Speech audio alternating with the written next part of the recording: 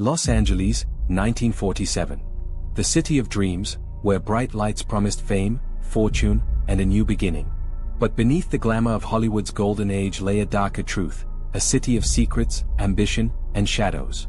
On the morning of January 15th, a woman was walking with her child along Norton Avenue in South Los Angeles when something caught her eye in an empty lot. At first, she thought it was a mannequin, split in two. But when she looked closer, she screamed. It wasn't a mannequin, it was the body of a young woman, mutilated and arranged with disturbing precision. That woman was Elizabeth Short, later known to the world as the Black Dahlia. Elizabeth was only 22, a hopeful actress who came to Los Angeles chasing the same dream as thousands of others. She had jet black hair, porcelain skin, and an aura of mystery that drew people to her. She was known for her beauty, her charm, and the way she carried herself with quiet confidence. But behind her smile was a struggle. She was broke, often moving from one cheap apartment to another, relying on friends and acquaintances for places to stay. Her dream was to make it in Hollywood, but Hollywood never noticed her, until she died. The brutality of the crime shocked even seasoned detectives. Her body had been cut cleanly in half at the waist, drained of blood, and posed in a deliberate, almost theatrical way. There wasn't a drop of blood at the scene, meaning she had been killed elsewhere. Her face had been slashed from the corners of her mouth to her ears, leaving a grotesque, permanent smile. The newspapers couldn't resist the story. They called her the Black Dahlia, a nickname inspired by her dark hair and a popular film at the time called The Blue Dahlia. It was sensational, shocking, and perfect for headlines. As the story spread, so did the lies. Reporters twisted facts, fabricated details, and painted Elizabeth as everything from an aspiring actress to a call girl to a femme fatale. The truth was far simpler and far sadder. She was a young woman trying to survive in a city that devoured dreams. The Los Angeles Police Department launched one of the largest investigations in its history. Hundreds of detectives were assigned to the case. They interviewed thousands of witnesses, chased endless leads, and received dozens of false confessions. But none of it brought them closer to the killer. What made the Black Dahlia case so haunting wasn't just the horror of the crime, it was the precision. Whoever did it knew what they were doing. The cuts were surgical, clean, almost clinical. The body had been washed and arranged in a way that suggested ritual or symbolism. Some investigators believed the killer had medical training, perhaps a doctor or a surgeon. Others thought it was the work of someone obsessed with anatomy or art, someone who saw the act as a form of expression. In the weeks that followed, police received a series of taunting letters and packages, supposedly from the killer. One contained Elizabeth's birth certificate, social security card, and photographs, all neatly cleaned and mailed to a local newspaper. The sender signed the note, "The Black Dahlia Avenger." It was eerily similar to what the Zodiac killer would later do decades after. The parallels were chilling. The city panicked, the press exploded, and the police found themselves chasing ghosts. Detectives followed every lead, from jealous lovers to Hollywood doctors, from nightclub owners to drifters. They even suspected connections to other murders that had taken place in California and Chicago, each sharing the same eerie precision. But every lead ended the same way, in silence. No one was ever charged, no one ever confessed, and no one ever saw justice for Elizabeth Short. Her death became a mirror reflecting the city's dark side. The glamour of Hollywood contrasted with the reality of its forgotten souls, women who came chasing stars and found only shadows. Elizabeth's story became legend, a cautionary tale about innocence lost in the glitter of false promises. Her face was printed on every newspaper, but her truth was buried under speculation and myth. As weeks turned to months, and months to years, the Black Dahlia case began to fade from the front pages. New crimes, new scandals, new stars took the spotlight. But for those who saw her body that day, and those who studied the case, it never faded. It became an obsession, a puzzle that refused to be solved. For detectives, journalists, and armchair investigators alike, the question wasn't just who killed her, but why they killed her that way. The mutilation, the precision, the posing, it all spoke to something deeper, something disturbingly intentional. Even now, more than 70 years later, the murder of Elizabeth Short remains one of the most infamous unsolved cases in American history.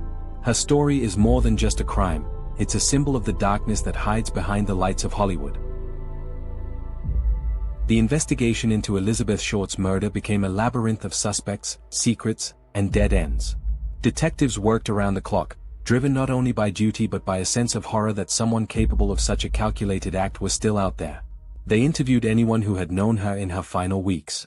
Witnesses recalled seeing her in various hotels, restaurants, and bars around Hollywood, always dressed in black, always polite but distant, as if she carried something heavy inside her that no one could see. Some said she was last seen with a dark-haired man in a suit. Others said she was alone. The accounts never matched. The more people they questioned, the more the truth slipped away. Then came the letters. The press received envelopes containing items that could only have belonged to Elizabeth: personal photos, a business card, and a small address book. The envelope had been soaked in gasoline to remove fingerprints. Whoever sent it wanted to make contact but stay invisible. Each new piece of evidence seemed to deepen the mystery instead of solving it. The Lapt formed a special task force, and suspicion turned toward a long list of men, some known to Elizabeth, some complete strangers.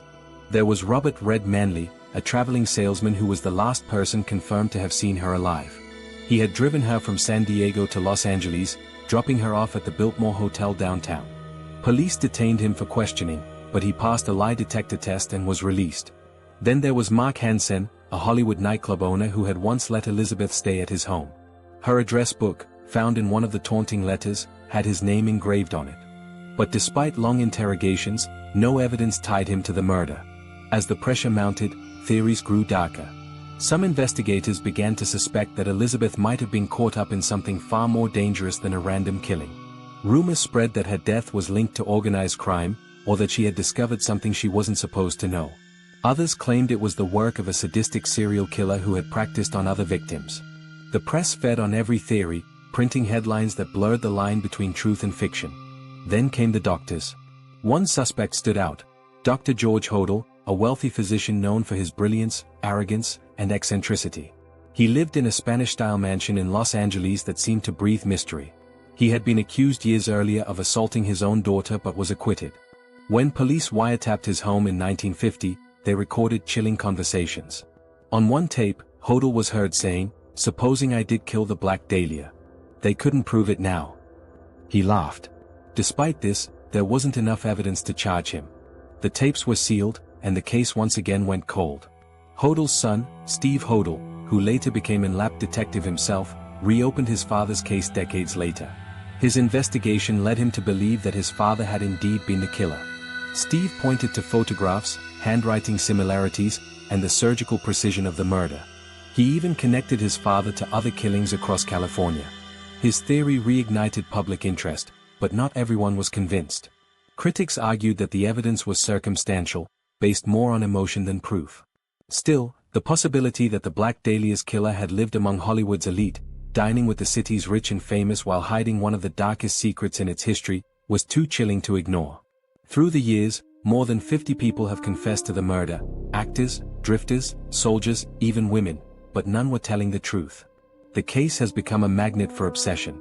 Every new generation of investigators, journalists, and true crime enthusiasts returns to it, searching for what the police couldn't find: a face to match the evil that destroyed Elizabeth Short. But the tragedy of her story is deeper than the crime itself. Elizabeth was more than a headline. She was a young woman trying to find her place in a world that didn't make room for her dreams. The media stripped away her humanity, turning her into a symbol, a mystery, an icon of Hollywood's dark side. Her murder revealed not only the cruelty of one person but the voyeurism of a society fascinated by tragedy. The case became a reflection of post-war America's obsession with fame, beauty, and death. People couldn't look away. The brutality, the symbolism, the perfect mystery, it was everything that the tabloids fed on. And as the city moved on, the Black Dahlia remained frozen in time, her face smiling from old photographs while her story stayed incomplete. Years turned into decades, and still the Black Dahlia case refused to fade into history. Every detective who touched the file seemed to carry its weight long after retirement. The details haunted them: the surgical precision of the cuts, the strange calmness of the staging, and the eerie silence that followed. It wasn't just a murder, it was a performance. The way the body was displayed, positioned deliberately on that vacant lot, spoke of someone who wanted the world to look. Whoever killed Elizabeth Short didn't just take her life, they turned her death into a message. But what that message was, no one could ever truly agree on. The city of Los Angeles changed around the memory of her. Streets were renamed, neighborhoods rebuilt, but the story never left. It lingered in police archives and whispered in Hollywood's backrooms. Some claimed the killer was protected, someone powerful, someone the city couldn't afford to expose. Others believed it was the work of a man who simply disappeared into the sprawl, vanishing before anyone could trace his steps.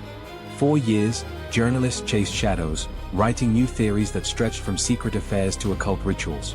The case became so tangled in speculation that truth and fiction began to blur into one. In the early 2000s, when digital forensics and DNA testing became advanced enough to solve cases once thought impossible, hope briefly returned. Investigators revisited the evidence, testing items that had been sealed away for decades. But most of it had deteriorated beyond use. Time had eroded the clues just as it had eroded the memories of those who lived through the investigation. The killer had not only murdered a woman, he had outlived the evidence itself. Still, the obsession continued. Amateur sleuths online dissected every piece of information.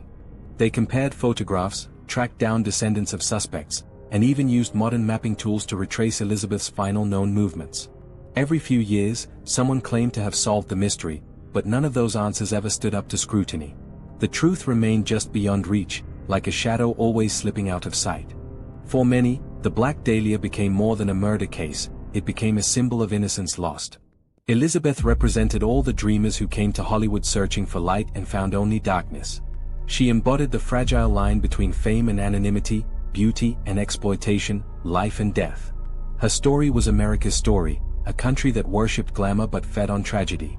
There were whispers that the city itself wanted to forget her. That every new decade brought attempts to bury the story, to let her fade into myth. But it never worked. The image of her, young, beautiful, with that tragic, haunting smile, remained etched into the consciousness of Los Angeles. She became the ghost of Hollywood's golden age, forever reminding the world that beneath the surface of fame and beauty, there's always something darker waiting. And maybe that's why people can't stop looking for her killer. Because the Black Dahlia isn't just a mystery to solve, it's a mirror. It forces us to confront how easily humanity can disguise horror as fascination, how quickly we can turn a victim into a legend. Elizabeth Short didn't ask to be remembered this way, yet her story became eternal, carried on by every person who whispers her name. Her murder was never solved, her killer never caught, and her truth never fully told. But her memory endures, not as a gruesome case file, but as a question that has haunted generations: who could do something so terrible? And why? Maybe the answer lies not in the identity of the killer, but in the society that made her death a spectacle. The final part of Elizabeth Short's story isn't written in ink or preserved in police reports. It lives in the hearts of those who still care enough to ask what really happened. As the years passed, people began to see her less as a victim of a grotesque crime and more as a symbol of forgotten truth. Her name echoed through time, through books, documentaries, and whispered urban legends. The Black Dahlia became both a curse and a reminder that behind every mystery lies a human life that deserved better. Decades after the investigation went cold, a retired lab detective named Steve Hodel reignited public fascination. He claimed his own father, Dr. George Hodel, a wealthy and eccentric physician, might have been the killer. He presented evidence, photographs, journal entries, and possible connections to the crime scene that seemed to fit disturbingly well. The doctor's house had even been bugged by the lab in the late 1940s, and one of the recordings captured a voice saying something chilling: "Supposin' I did kill the Black Dahlia. They couldn't prove it now." That line alone sent shivers through the public. But despite the intrigue, no conclusive proof ever emerged. Other suspects came and went over the years, men with dark pasts, jealous lovers, and opportunists who confessed only for fame. But the closer investigators looked, the murkier everything became. It was as if the truth didn't want to be found. Every trail led to another dead end, another theory, another ghost. The case, in many ways, became a black hole that consumed logic and left only obsession. Yet through it all, one thing remained constant: the mystery's power to reflect the darker side of human curiosity. Newspapers had splashed her mutilation across headlines, people had gathered at the crime scene to gawk, and decades later, her story was still consumed as entertainment.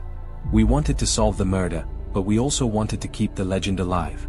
The balance between justice and fascination blurred long ago.